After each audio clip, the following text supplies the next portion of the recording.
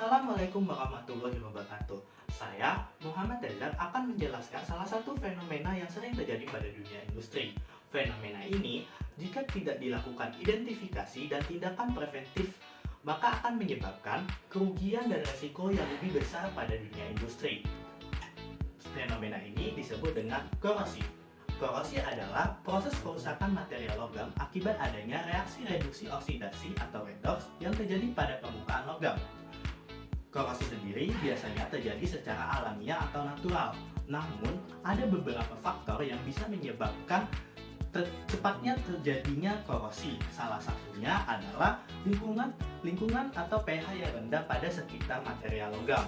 Nah, di sini kita akan membahas salah satu yang menyebabkan lingkungan dari sekitar material logam itu asam, yaitu air sumur bor yang mengandung sulfur.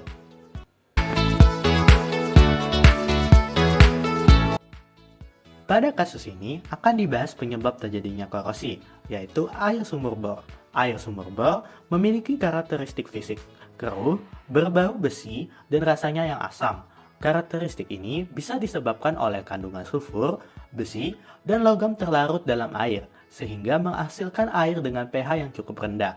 Ditambah lagi, guna untuk menjernihkan air, di rumah ini biasanya digunakan zat penjernih air berupa klorin, yang tentunya ini akan membuat pH dari air semakin asam. Karena klorin yang dilarutkan dalam air akan membentuk asam klorida dan asam hipoklorit. Akibat dari air yang asam ini, proses korosi akan terjadi sangat cepat. Karena lingkungan yang asam menghasilkan ion H+ yang makin banyak. Ion H+ yang makin banyak menyebabkan oksidasi permukaan logam akan semakin cepat. Inilah yang menyebabkan lingkungan asam lebih mempercepat terjadinya korosi.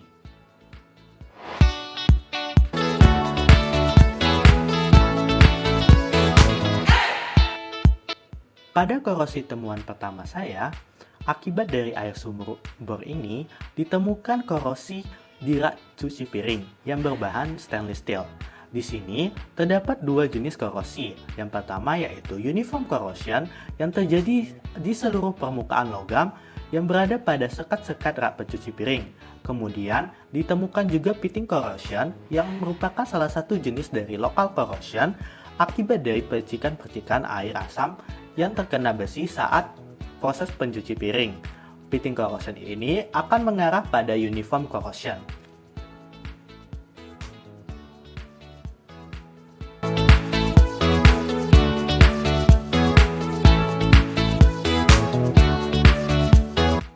Selanjutnya, korosi juga terjadi pada pompa yang digunakan untuk mengalirkan air sumur, di mana di sini terlihat pada bagian yang terkena paling banyak korosi adalah bagian baut.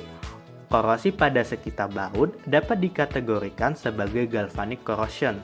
Korosi ini terjadi akibat adanya perbedaan potensial elektrokimia antara baut dan permukaan logam pada pompa, sehingga ketika terpapar oleh lingkungan yang asam akibat adanya air sumur, baut yang bertindak sebagai anoda akan terkorosi lebih cepat dibandingkan permukaan logam pompa yang bertindak sebagai katoda.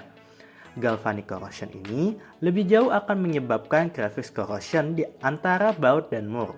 Crevice corrosion sendiri terjadi akibat celah yang tercipta sehingga elektron-elektron akan masuk ke celah dan mengoksidasi logam yang berada di celah baut dan mur. Jika tidak ditindak lebih lanjut, maka akan terjadi kebocoran pada pompa.